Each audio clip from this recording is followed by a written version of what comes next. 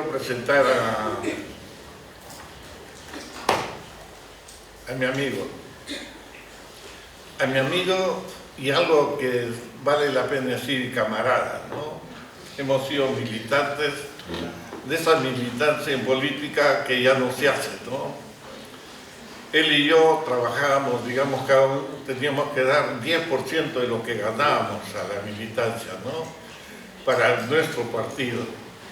Y desde ahí nos conocemos, además que hemos sido vecinos, y aunque no crean, yo también le hacía averiguaciones sobre su familia, su padre. Bueno, hay una aproximación, pero no lo he invitado porque es mi amigo, sino porque es Nikkei. A ver, digo algo más de él.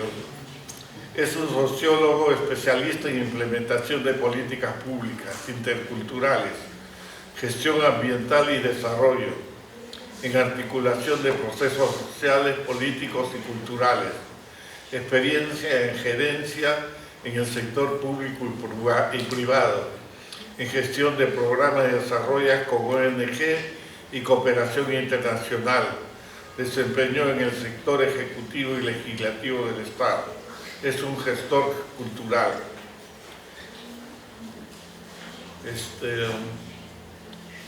Vicente Ota nos va a hablar sobre del sol naciente a la tierra de Pachacán. Yo quiero decir algo adicional que él lo pone muy simple: gestión cultural. Amigo fanático de la música criolla, casi dueño de un centro musical Breña, en donde sí todavía escuchamos música de la buena. Bueno, Nikkei, vamos a escuchar un Nikkei jaranero, ¿no? Muchas gracias, Tito.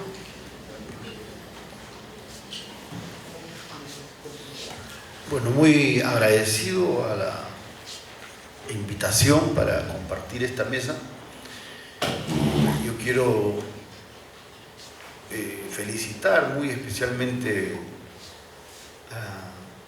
a los organizadores de este evento y en particular a Humberto Rodríguez, porque él viene de una muy antigua vocación académica, intelectual y, como él ha mencionado, también de militancia política, porque sus trabajos, que seguramente son de los que yo conozco, ¿no?, de los pocos que han mantenido permanentemente un esfuerzo por no solamente visibilizar, ¿cierto?, porque en los últimos años se utiliza el término de visibilizar, ¿no?, a los que no tienen voz y cosas por el estilo, y eso de visibilización tiene mucho que ver con la sociedad del espectáculo, ¿no es cierto? Ahora, todo lo que no está como parte del show no existe. Tito viene en realidad de un momento previo, que tiene más bien tiene que ver con la reivindicación social, ¿no es cierto?, el reconocimiento de los derechos que todas las personas de cualquier comunidad tienen en cualquier sociedad.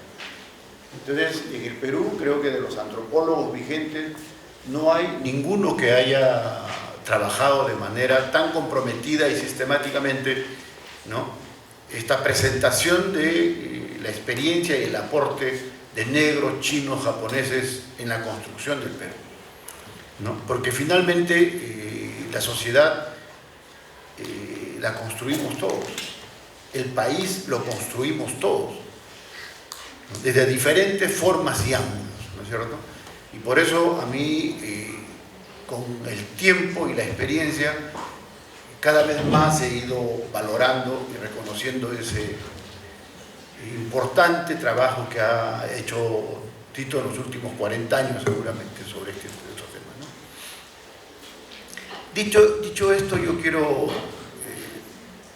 decir algo adicional antes de pasar específicamente al tema. Como ustedes saben, en los últimos 40 años ha variado la sensibilidad, ¿no? Ha variado la cultura y ha variado el sentido del derecho, ¿no? Ahora se habla de estos debates que ahora vemos de enfoque de género, los problemas de, ¿no?, los los derechos de las minorías, de los afrodescendientes, de los pueblos indígenas, en el caso nuestro, que es tan importante. Y eso se genera a partir de 1980 más o menos. Antes no. O sea, ¿qué cosa ha sucedido? Ha sucedido que hay una expansión del sentido de los derechos, ¿no? De una sociedad cada vez más sustentada en lo jurídico, ¿no? Y en una igualdad por lo menos legal, ¿no? Para nuestro caso, para el Perú, hay dos hechos a nivel jurídico global muy importantes. El año 1989, cuando la Organización Internacional del Trabajo, que es un órgano de la ONU, genera un famoso convenio que se llama el Convenio 169, ¿no? Que es, por primera vez en la historia jurídica universal, el reconocimiento de los derechos indígenas. Es el primero. Por eso que todos los debates que ustedes han visto en los últimos 10, 15 años, incluyendo lo de Bagua el año 2009 con Alan García, tienen como sustento jurídico el Convenio 169, ¿no? Y ahora hay todo un debate, por supuesto que la mayor parte no se cumple, que tiene que ver con lo que se llama consulta previa, ¿no? Que quiere decir, los indígenas, Amazonía, Andes, de donde sea, tienen derechos. Cualquier modificación de su hábitat, de su territorio, carretera, explotación minera, gasífera, lo que sea, tiene que ser consultado con ellos. Y si por ABC razones a ellos no les parece y no les interesa, no pueden proceder. Por supuesto que en el 90% de los casos es letra muerta, pero sí hay un asiento jurídico para la presencia de estos reclamos.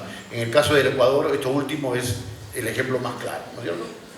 La movilización, y que ha terminado torciéndole el brazo a este proyecto abiertamente neoliberal, antinacional de Lenín Moreno, en gran parte ha sido la movilización de los pueblos indígenas. En nuestro país los pueblos indígenas no tienen esa potencia, esa fuerza, ¿no? Y es por otras razones que no es el momento de explicar. Bueno, eso es el aspecto jurídico. Entonces, al final, ¿a dónde queremos ir? A la discusión, al diálogo y a la posibilidad de proponer una sociedad y un Estado que sea capaz de reconocer estos derechos. Ese es en el fondo el sentido de este diálogo. Ese es el sentido más importante. ¿Por qué me ha dado interés y curiosidad esta conversación? Yo entiendo y sé que y lo ha dicho también Humberto acá, es ver cómo la presencia de nuestros ancestros sigue vigente y se reproduce, y hasta qué punto se reproduce en nosotros. Pero se transmite. Por supuesto, claro que sí. Pero cuando empecé a reflexionar sobre esto, porque en los últimos años en realidad he estado pensando sobre esto más a propósito de una relación con mi padre, ¿no? Que siempre fue una relación conflictiva, ¿no? Y entonces, he aprendido, he empezado a entenderlo y a valorarlo mejor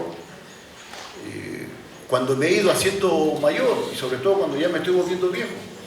Y les voy a explicar después por qué. Esa es una cosa muy particular, tiene que ver con una historia de vida particular. Pero lo que quiero decir es la presencia de los chinos y de los japoneses, como ahora los millones de migrantes, ¿no? Siempre la humanidad ha sido migrante, ¿no? Siempre la humanidad hemos migrado, ¿no? Pues desde la primera teoría que dice que los habitantes, ¿no es cierto?, de América vienen del Asia, ¿verdad? Y todos nos movemos y nos hemos movido siempre, ¿no es cierto? Entonces, pero hay hechos históricos, ¿no? Sociales, que son los que determinan los destinos individuales. O sea, como personas, como individuos, somos como una hoja seca al viento, ¿eh? Que ahí podemos no saber a dónde vamos ni por qué vamos, porque hay fuerzas y procesos que escapan totalmente a nuestro control. Es el caso de los japoneses y de los chinos.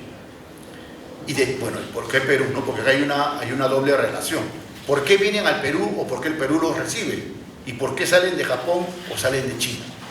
En el caso de Japón, ustedes deben saber que Japón tiene para hacer una comparación con la historia europea, ¿no es cierto? Cuando cae Roma, se produce la disgregación de todo el sistema imperial romano y se generan los poderes regionales, ¿no? El sistema feudal que se va a llamar después. Eso termina con la recomposición de los reinos, ¿no? De la formación de los procesos monárquicos, ¿no es cierto?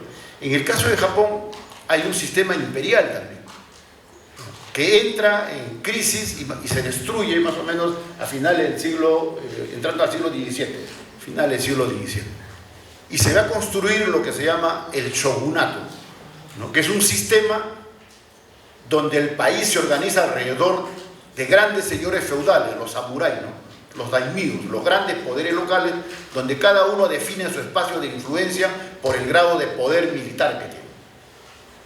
Ese periodo, entonces ellos hacen clanes, se organizan y eligen a un señor feudal, al más fuerte, ¿no es cierto?, al más hábil, y se convierte en el shogun, que es el rey, ¿no?, el gobierno político militar. Y el emperador ha sido dejado de lado. El sistema imperial no funciona. Esto termina con lo que le estoy diciendo, la instauración o la recuperación del poder imperial, ¿no? Empezando la segunda mitad del siglo XIX, 1868. ¿Ya? Hay una coalición de fuerzas que repone al emperador y se conoce a este proceso como la era Meiji. O sea, el emperador que asume la reconcentración del poder es Meiji, ¿no? Y Meiji va a gobernar más o menos 40 años.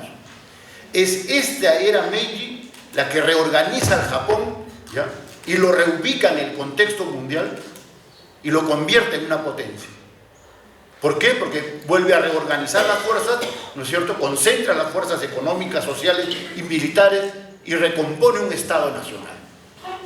Y es este Japón de la era Meiji el que va a durar hasta ahora, ¿no? Ese es el Japón que está en el proceso de modernización de Japón, ¿ya?, de industrialización, y el que luego va a expresarse en la Segunda Guerra Mundial. Miren la importancia que tiene esta era Meiji, ¿ya? Pero la era Meiji, que significa una reconcentración del poder y una reorganización de la sociedad japonesa, como en toda reorganización hay perdedores y ganadores, ¿no? Porque hay grandes clanes, grandes fuerzas militares, señores feudales, que no quieren el retorno del sistema imperial y se oponen, ¿no?, a la entronización de Meiji y son derrotados, ¿no?, también con guerra. Pero toda esta gente pierde influencia en el poder. Los que están con Meiji van a formar parte de la nueva corte imperial y van a tener las prebendas, las grandes ventajas y beneficios que eso supone. Y sus señores guerreros, sus samuráis, ¿no?, y todas sus familias igualito forman parte del nuevo poder. Y los que caen en desgracia, ¿no es cierto?, harakiri o omicio, pues, ¿no es cierto?, terminan fuera del poder. Pero esto significa una reorganización de toda la sociedad. Por eso es que se produce con esta desorganización y reorganización gente excedente, que es la gente que tiene que salir, que es la gente que sale a migrar. Pero el otro factor, Humberto lo ha dicho de pasada, que es lo que no conocemos, porque acá desde fuera, Humberto me decía medio en broma, medio en serio, me decía, tú protestas por muchas cosas, pero no protestas cuando te dicen chino siendo tú japonés, ¿no es cierto? ¿Por qué? Porque en la visión más difundida y general en nuestro país, y como en general, le voy a comentar después por qué, todo que viene, ¿no?, de Asia, de Oriente, es chino. Esa es la imagen, todos son chinos. No, todos son chinos, ¿no? Ahí no hay nadie especifica si es japonés, si es tailandés, si es coreano, todos son chinos. Listo, se acabó, ¿no es cierto? Entonces, pero la otra cosa que ya requiere una información y una visión, una lectura más fina, que yo lo he descubierto recién, no hace muchos años, es el otro factor que les quiero comentar de la migración japonesa. Cuando se centraliza y se reorganiza el Estado japonés y se genera una gran fuerza, comienza a nacer una vocación imperial y guerrera de Japón, ¿no?, hacia afuera. Y una de las primeras consecuencias es el anexo ¿no?, la incorporación de Okinawa a Japón. Okinawa no es Japón. Okinawa no fue Japón. Era un reino autónomo, era un reino independiente. Y cuando entonces se fortalece el Estado japonés, anexa a Okinawa, ¿no? Los derrotan militarmente y los anexa. Como toda dominación, ¿no es cierto?, produce situaciones injustas, ¿no?, y desventajas en el que es dominado. Por eso es que la mayor parte de los migrantes japoneses, yo calculo, no he hecho un estudio tampoco minucioso, pero calculo yo que un 70% de acá en el Perú es okinawense, de procedencia okinawense. Lo que hoy llaman acá Ochinanchú, nosotros somos Ochinanchú, que nunca tampoco los había escuchado, los he escuchado en los últimos 5 años, que reivindican y afirman su diferencia con el Japón. Dicen, no, nosotros somos okinawenses. Al comienzo me llamaba la atención, que siempre okinawenses, toda la vida los he visto como japoneses. Y después empecé a averiguar y a estudiar un poco, y efectivamente los okinawenses fueron un reino aparte. Y es a partir de 1870 y tanto, justamente en el proceso de concentración y de empoderamiento de la era Meiji, que se anexan a Okinawa. Y es en ese proceso que se va a producir una vocación imperial de Japón y termina invadiendo China a finales del siglo XIX, 1898, 99, invade China para anexarse a zonas de China. Manchuria, ¿no es cierto? Y entre 1900 y 1905 se disputa con Rusia igual la posesión y el control de unas islas y de territorio. Entonces comienza a desarrollarse la vocación imperial del Japón, ¿no es cierto? Ese es el contexto por el cual migran muchos japoneses. La mayor parte de Okinawa, que ha pasado a ser un reino dominado, ¿no es cierto?, y a sufrir un trato desventajoso en la relación con el imperio ya formado, reorganizado. Pero esa es una parte de la película, ¿ya? No voy a explicar lo de China porque acá después vienen los descendientes chinos y ellos explicarán cómo es su origen, pero tiene que ver también con un problema de cómo está la sociedad china, ¿no? Yo solamente digo 2 ideas para que ustedes, que es muy importante para pensarlo. China hasta más o menos 1840 tenía el mismo nivel de desarrollo, ¿ya?, industrial, tecnológico y de acumulación que Europa Occidental. Por eso que la emergencia de China de 1950 al 2000 y terminar ahora como una potencia de primer nivel, ¿no?, yo creo que ya le ganó el rol mundial. China yo creo que ya está en un proceso muy rápido de desplazamiento de Estados Unidos. Entonces, hasta 1840 China tenía un PBI igualito que Europa Occidental, que Inglaterra, que Francia.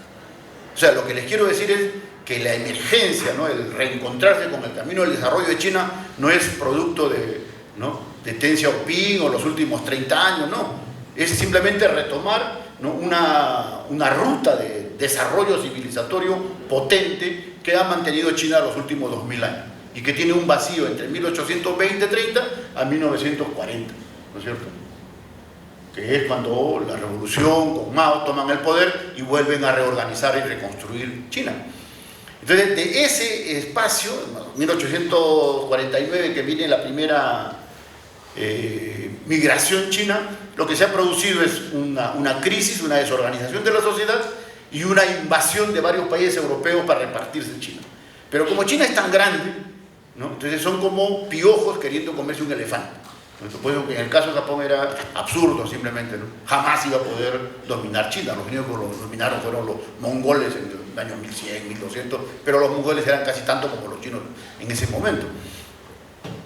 Entonces, de esa situación es que se produce la migración de los culíes, ¿no? Es una situación de desorden, de crisis de la sociedad. Pero ¿por qué Perú necesitaba esas cosas? Necesitaba mano de obra, ¿no es cierto? Primero trajeron a los esclavos de origen africano, y luego vienen culíes chinos del 49, y luego mano de obra japonesa del año 99. Por una razón bien sencilla, que Perú no había recuperado la depresión demográfica. ¿Ya? No vamos a discutir millones más, millones menos, pero casi es generalizado que los estudios dicen que cuando llegan los españoles y se inicia el periodo de la conquista, en el Perú hay más o menos entre 10 y 12 millones de antiguos peruanos. Cuando comienza el siglo XVII, o sea, 1600, quedan 1,5 millones. O sea, se ha producido, ¿no es cierto?, una catástrofe demográfica brutal, ¿no es cierto? Han muerto más o menos 9 de cada 10. Si ustedes se dan cuenta, eso es una cosa brutal. Es como acá como somos 100 y que para mañana acá han muerto 90 de 100 y quedan 10. ¿Ya? Esas son cosas que no se dicen, que parecen normales a estas alturas por el tiempo y por la cultura, por la visión que se ha construido del proceso de organización del país, aparecen como casi normal. Pero lo que sucedió fue que esa terrible depresión demográfica creó un problema de demanda, pues, de fuerza de trabajo, por otra razón adicional, ¿no es cierto?, que los españoles, tanto los colonialistas como luego los hijos de los colonialistas, que son los que van a hacer la república, por eso que esa es otra discusión mayor. 200 años de qué independencia se habla, ¿no? Porque la independencia lo que no hizo fue incorporar a los indios. Y si ustedes ven, si en 1820, ¿no es cierto?, había 1,5 millones, y de ese 1,5 millones el 80% era indígena, y ese indígena no tiene nada que ver en la formación del nuevo Estado republicano que le ponen en 1821, quiere decir que eso no es un Estado nacional, es un Estado criollo de los hijos de los españoles, ¿no es cierto?, esencialmente colonial. Entonces, esta terrible depresión demográfica es lo que obliga a la gente que se dedica a las haciendas cañeras, que son los hijos de los colonialistas, encomenderos, ¿no?, los descendientes de los encomenderos, que al no tener ya indios que le trabajen, ¿no?, en estas tareas, en las tareas de la mina y los obrajes, tiene que traer chinos. Primero negros, ¿no?, como esclavos, y cuando ya eso se hace muy complicado, traen chinos. Y luego, como sigue faltando mano de obra, vienen, ¿no?, japoneses. O sea, esa es la razón, ¿no es cierto? Entonces, en 1876, que se hace el primer censo en el Perú, imagínense ustedes, los incas tenían censos casi todos los años, ¿no? Entonces, el sistema de equipo, esas cosas, era un control no solamente estadístico, ¿no es cierto?, de la población y de la riqueza que se producía. Entonces, por eso ellos tenían un control, una administración muy eficiente. El nuevo Estado, que surge en 1821, hace el censo, el primer censo en 1876. En ese entonces, según dice este censo, por supuesto mal hecho, con muy poca información veraz, en fin, pero dice que allí somos, los peruanos, éramos entonces 2,600,000, ¿no es cierto? O sea, había ya una recuperación demográfica. Ahora, cuando vienen los japoneses en 1899, se ha producido otro hecho histórico, social, global, que tiene que tenerse en cuenta. Se ha producido la derrota de la guerra con Chile. Y la derrota de la guerra con Chile produjo, entre otras cosas, una desorganización de todo el aparato económico, sobre todo de la costa. Porque ustedes saben que los chilenos tenían una visión de Estado, una visión de perspectiva estatal, y ellos sabían que toda derrota, toda guerra, implica un costo que si tú no quieres pagarlo en el corto plazo, tienes que destruir toda la capacidad económica del adversario, porque al final la guerra es la expresión militar de capacidades económicas y tecnológicas del otro, ¿no es cierto? Toda la guerra es eso. Por eso es que los chilenos destruyen toda la infraestructura de la costa, la destruyen, toda. A mí me sorprendió, por ejemplo, yo soy de Casma, ¿no?, del Valle Central, acá a 350 kilómetros, pero en la hacienda donde mi padre después tenía su chacra, había tenido trapiche, o sea, había sido de caña, había tenido su fábrica de azúcar, que yo nunca lo supe. Pero en la casa hacienda donde se concentraba la administración cuando era privada, antes de la reforma agraria, había restos de maquinaria. De un día yo le pregunto a la gente vieja, le digo, oye, pero eso, ¿por qué hay esos tubos, esos fierros? Me decían, porque acá funcionaba un trapiche. O sea, aquí se producía azúcar, se hacía melaza. Pero, ¿cómo? La guerra con Chile. Destruyeron todo. Ustedes pasaban por todos los lugares y arrasaban. Bueno, entonces, la guerra con Chile fue también otro factor de desestructuración, ¿no es cierto?, que influyó en este requerimiento de mano de obra para reorganizar la economía de los valles costeros. Dicho esto, quiero pasar a la parte más, ya más biográfica, que es, ¿no? ¿Qué es lo que hemos exhibido? Sí, ¿cómo se traduce toda esta experiencia, ¿no? de nuestra ascendencia en nuestra formación y en nuestro quehacer?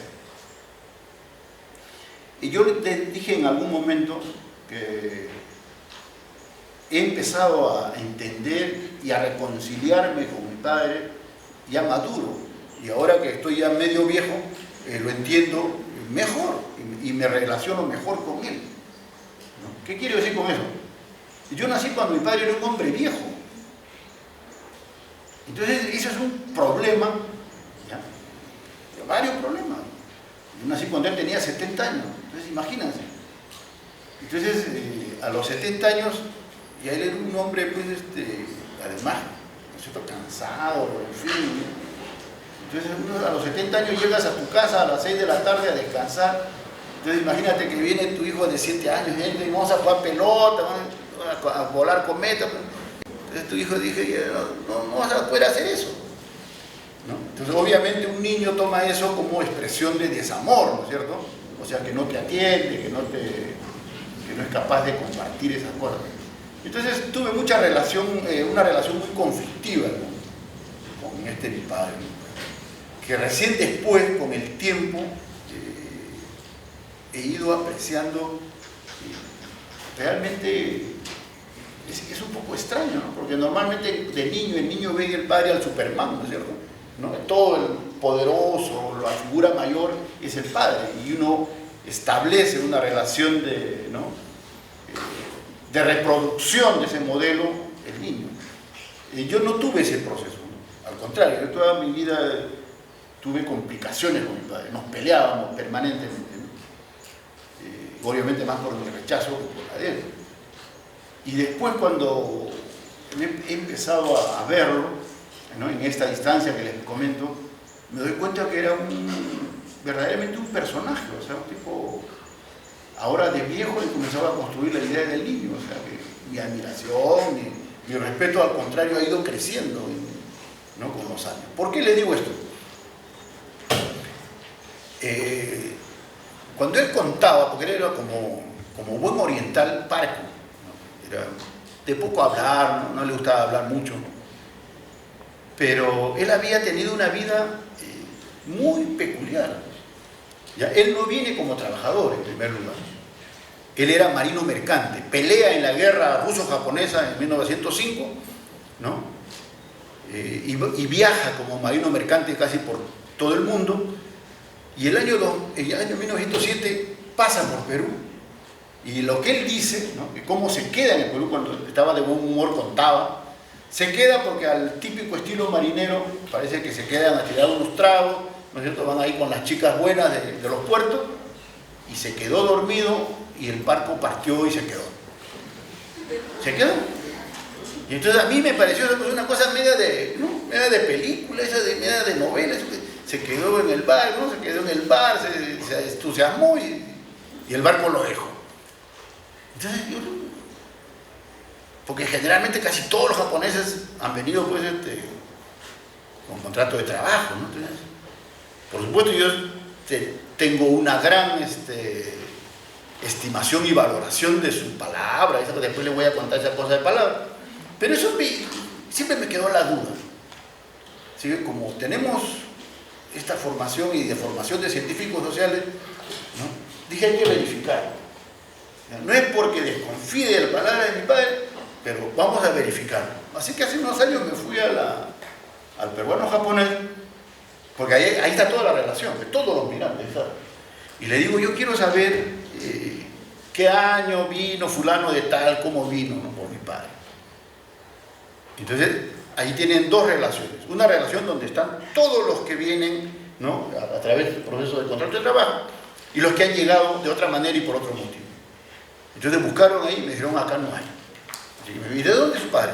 Él era de Ehime, ¿no?, que quiere decir, miren, tiene su cosa así poética, Es decir, es la tierra que le llaman la hermosa doncella. No conozco Ejime, si valdrá la pena ese apelativo, pero así era. Entonces me dicen, si es de Ejime, tiene que estar registrado, ¿no?, en la gente que ve la prefectura de Ejime. Así que averigüé y me dijeron sí. Y su papá me dice, llegó, y mira, él dice que viene en el... Él viene en el 1907, ¿no? Eso en realidad forma parte de la primera ola migratoria, ¿no? La primera. Viene en 1907, ¿no?, en un barco que se llama Kasatu Maru, que quiere decir la puerta de bambú, ¿no? Tuviste Sakura Maru, ¿no?, que debe ser la puerta de la flor del cerezo, ¿no? Pues el Sakura es la flor del cerezo, ¿no? Entonces viene en esa época y efectivamente había llegado así. Ahora, ¿por qué les comento eso? Ya acá la parte más biográfica, ¿no?, y de su trayectoria de vida. Porque él cuando llega a Lima, allá, se queda acá, y lo primero que hace es, se dedica al comercio, al negocio, ¿no? Su primera actividad acá era proveedor de ganado al camal, ¿no? Entonces sale a la periferia, ¿no?, de Lima, compra ganado y él provee al camal de acá de Lima. Pero unos 7 o 8 años después termina en Huaral, se va a Huaral porque efectivamente allí habían ya japoneses establecidos. Entonces arrienda una chacra y él era agricultor también, comienza a sembrar. Y luego tuvo un negocio, tuvo también un restaurante, ¿no? Aquí yo le había comentado a Humberto, porque yo leí el libro de Humberto que hizo sobre Okada. Okada es un personaje que en la década del 20 se convierte en el primer japonés potentado que hay en el Perú, ¿no? Es el primer japonés que llega a tener una gran fortuna y se incorpora al grupo de poder de Leguía. Porque ustedes saben, Leguía viene del norte, viene del negocio agrícola. Él era hacendado y fue administrador, socio, ¿no?, de un fondo, de una hacienda grande en Chiclayo.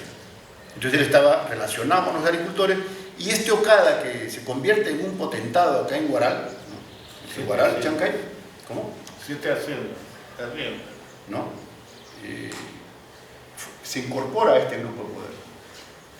Pero yo había escuchado una historia de mi padre con Okada hace 40, 50 años, o sea, antes que Tito quiera escribir la primera página del libro, ¿no? Y lo que él comentaba, y tiene que ver con un problema de relaciones y también ¿no?, de personalidad y de carácter, la historia que él contaba era una historia complicada, ¿no? Porque él dice que estando en Huaral,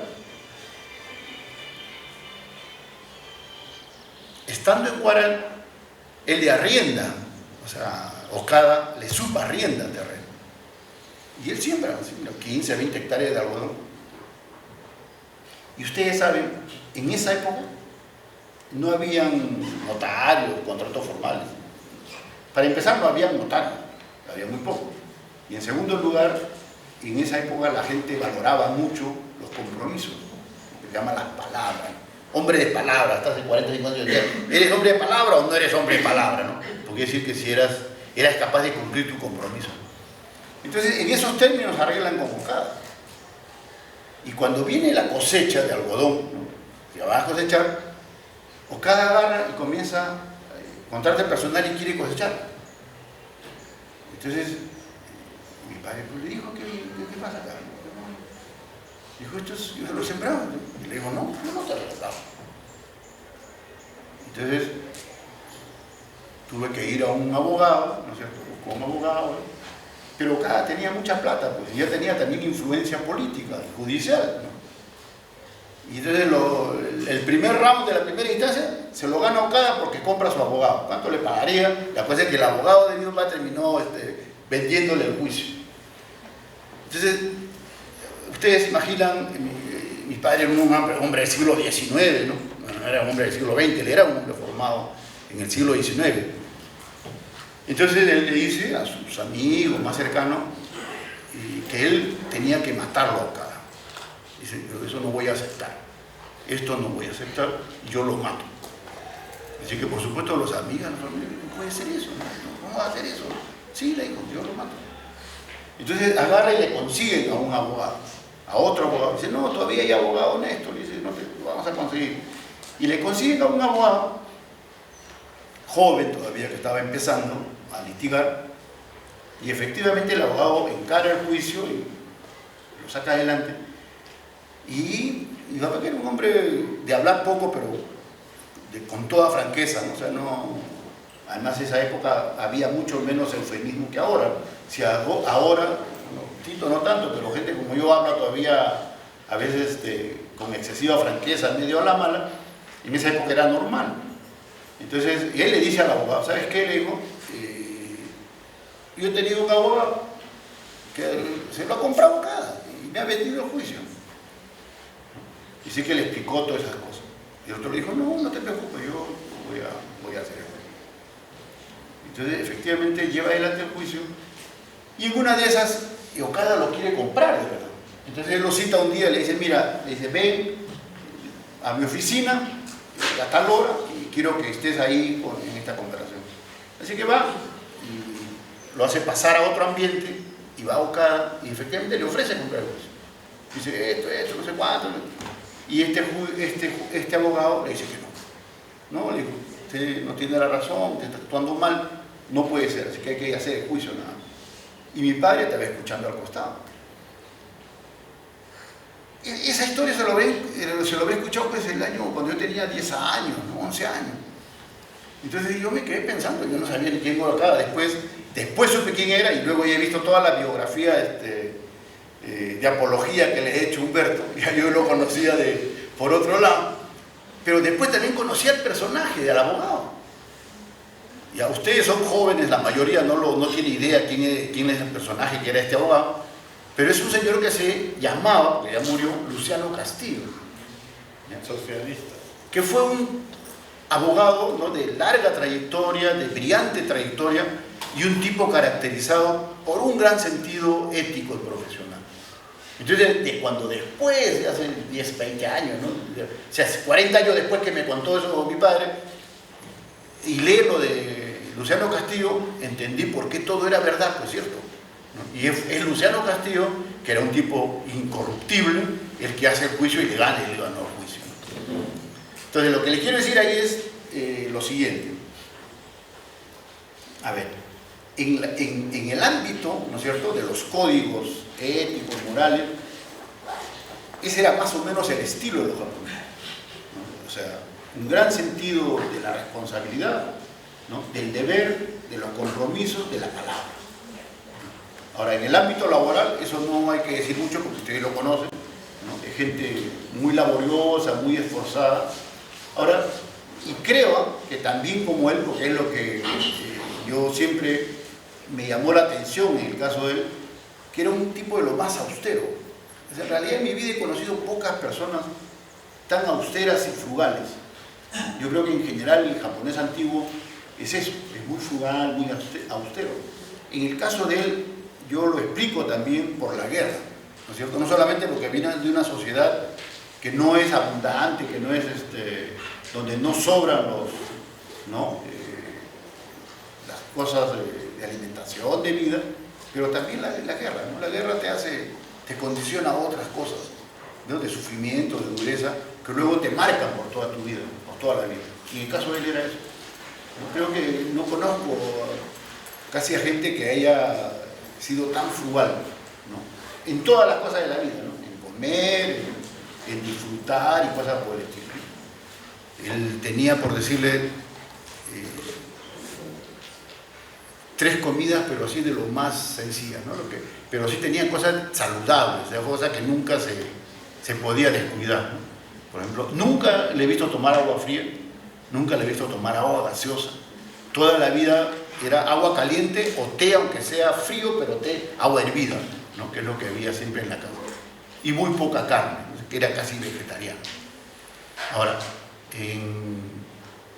aquí quiero relacionar cómo vive, cómo se desarrolla la comunidad japonesa en el ámbito donde yo crecí. Porque no. ahí hay una experiencia igualmente traumática que ahora casi se ha olvidado. Pero él, después de Huaral, se va a San Rafael, a Casma, ¿no? Que debe ser más o menos 1930, ¿no? 1930. En Casma había una comunidad japonesa más o menos amplia, unas 70, 80 familias. Y en Casma, la hacienda más grande del valle, que tendría Casma no es una zona de gran extensión agrícola, ¿no? Tiene más o menos, la hacienda más grande, unas 1.200 hectáreas de terreno. Todo el valle tiene más o menos 13.000 hectáreas cultivadas. Esta hacienda era de Manuel Mujica Gallo, ¿no? Mujica Gallo es el que tiene el Museo de Oro, ¿no? Todavía lo tiene. Él es el hijo de Manuel, ¿no? Miguel tuvo ese Museo de Oro y este Manuel era el dueño.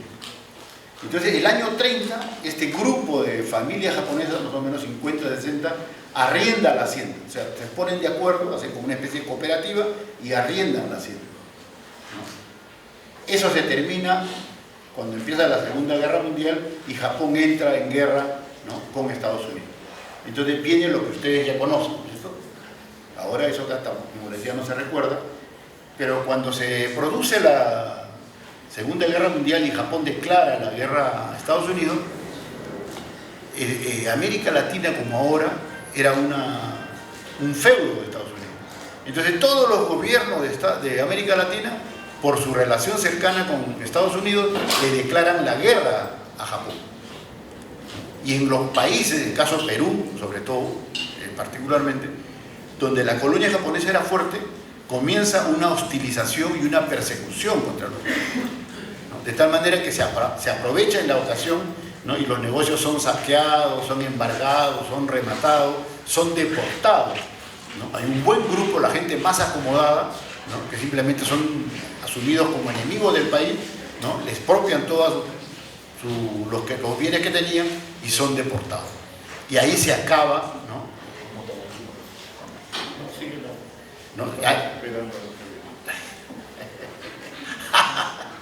Le pregunto cuánto me falta y dice, siga nomás hasta que vengan nosotros, porque nadie va a entretener al auditorio. Entonces ahí se acaba la experiencia de la administración de esta hacienda. Y la mayor parte de los japoneses tiene que huir, ¿no es cierto?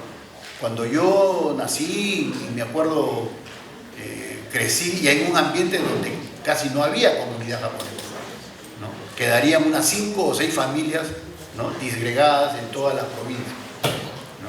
Lo que quiero decir es que eso, ¿en qué se traduce? Se traduce en la pérdida, el debilitamiento de un espacio cultural, de comunidad cultural, ¿no? Porque en la medida que hay una comunidad más o menos extendida, ¿no es cierto?, ese grupo se reúne, hace fiestas, comparte cosas, actividades económicas, sociales. Pero en la medida que eso se debilita profundamente, como en este caso, eso se pierde. Entonces las únicas veces, y eso es lo que ya después me recuerdo, ya tenía niño, adolescente, las únicas veces que se encontraban los japoneses era, pues, nosotros vivíamos en el campo, ¿no?, en la campiña, ¿no? Mi padre seguía teniendo chacra. Era cuando íbamos a lo que entonces se llamaba al pueblo, ¿no? Íbamos al pueblo y ahí quedaban 2 o 3 japoneses. Y a veces se reunía con ellos, iba a saludarlos, en fin. Pero ¿qué significa todo eso? Es pérdida de idioma, ¿no es cierto? Pérdida de costumbres, ¿no?, de baile, de canto, de otras cosas. Eso es lo que se produce con la disgregación, con esta diáspora de los japoneses en la Segunda Guerra Mundial. Cuando, si a alguien de ustedes le interesa algo de ese periodo, un excelente texto que para mí ha sido sorprendentemente ilustrativo ha sido este libro que hace Luis Hochamewicz sobre Fujimori, que le llama Ciudadano Fujimori, ¿no?, donde realmente es un muy buen trabajo, ¿ya? Hay un registro, ¿no?, de dónde nace Fujimori, porque él es el personaje, ¿no?, de la historia, pero hay un análisis de lo que pasa en el Perú en ese periodo, y particularmente con la comunidad japonesa en este proceso, ¿no?, de la Segunda Guerra Mundial, ¿no? Y era mucho más fuerte peor de lo que yo imaginé, porque yo sabía eso, ¿no? Porque antes me reunía, ¿no?, con algunos liceos más viejos que yo, entonces ellos habían vivido eso, ¿no? Habían vivido, más o menos la generación de, ¿no?, unos años antes de Fujimori vivió eso, ¿no? El hostigamiento, la hostilización, ¿no?, el saqueo de sus tiendas, o la expropiación de sus tiendas de gente que vivió, ¿no? Entonces lo de Jochama es uno de los que mejor ha retratado ese periodo. Y voy a terminar comentándole otra parte que tiene que ver ya con un fenómeno, con un factor más actual ahora, ¿no?, que ahora se reconoce, se visibiliza y se trata hasta especializadamente, ¿no? Esta cuestión de las relaciones interculturales. Me imagino que todos los que han tenido una familia media disfuncional como la mía, ¿no es cierto? Mi padre era, como yo, japonés, casi no sabía hablar castellano, hablaba mal, como esos japoneses antiguos. Bueno, acá ya no hay, ¿no? Pero cuando a los chinos que ustedes vean todavía, que llegan, migrantes de primera generación, van a escuchar, ¿no?, las dificultades que tiene para hablar. Los japoneses eran igual, ¿no es cierto? O sea, hay palabras que las pronunciaban mal, letras que no se podían pronunciar y cosas por el estilo. Por supuesto, él no aprendió a leer y escribir en castellano, ¿no? Leía y escribía en japonés, pero en castellano no aprendió. Y mi madre era campesina de una comunidad de la Sierra de Ancash. Mi madre era quechua hablante, era bilingüe quechua hablante, ¿no?, semi-analfabeta. Entonces, eso te plantea una serie de conflictos culturales, ¿no? Como les decía, esta parte de idiomas que no tenía una práctica frecuente se había debilitado en el caso de mi padre. Entonces, mi padre tampoco a esa edad, como les comentaba, ya no tenía ningún interés en enseñarte idiomas, nada. Entonces, simplemente que no lo fastidies mucho cuando llegaba de trabajar. Pero mi madre sí, mi madre era quechua hablante, y mi madre sí quería que hablásemos quechua. Y yo tengo una hermana que es 1 año, 2 años mayor que yo, ¿no? Entonces ella sí hacía un esfuerzo y quería que hablásemos quechua. Pero en esa época, estoy hablándole de 60, 55 años atrás, la exclusión, el estigma, ¿no es cierto?, de lo andino, de lo indígena, del quechua, era terrible, era muy fuerte, ¿no? O sea, quien hablaba quechua pues era un serrano, era un indio, por eso no querían hablar. Claro, tú entrabas en un conflicto con tu medio social, en el colegio, eso, tú querías hablar quechua, ya que te apabullaban, te hacían bullying, ¿no? Que ahora te botaban ahí de la sala. Entonces nosotros no queríamos aprender, ¿no? Pero mi madre, que era una persona muy enérgica, muy fuerte, al final nos hizo aprender algo, ¿no? ¿Por qué? Porque los diálogos que establecía, a propósito, lo hacía en quechua. Nos decía, para las cosas domésticas, ¿no? Trae agua, ¿no? Ya escuchaba pan. Ya sabía, sí, ya sabía que era agua y tenías que ir, ¿no? O ya abre la puerta, ¿no? Primero te hacías el loco, pero ya, ¡pum!, abre la puerta, en castellano, ya sabías que, ¿no? Pum, ¿no? Pum, tapichar, una cosa así, ¿no? Abre la puerta, ¿no? Ya aprendías algo. Entonces, por eso aprendimos algo. Pero, ¿qué cosa es lo peculiar de esto? Que para mí fue una experiencia complicada, pero al final enriquecedora en la vida. Entonces, miren, esa es una relación que creo que existe entre los japoneses de esa generación con el mundo andino, ¿no? Porque, como le digo, mi mamá era serrana, andina.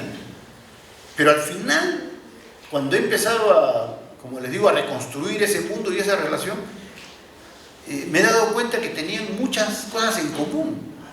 Por decirles, en mi casa habían esos radios, ustedes no conocen, esos radios a tubo, ¿no? Una radio así, que tenían unos tubos, ¿no? Que desaparecieron a fines del 60, ¿no? Con los transistores y todas esas cosas. En mi casa había ese radio, ¿no? Mi casa era el centro de la reunión de esa zona del valle, ¿no? Que tenía mi mamá lo que llamaba un tambo, que era una tienda, una bodega, ¿no? Y entonces la gente de la periferia, ¿no?, de 10 cuadras a la redonda, iba y se reunía ahí.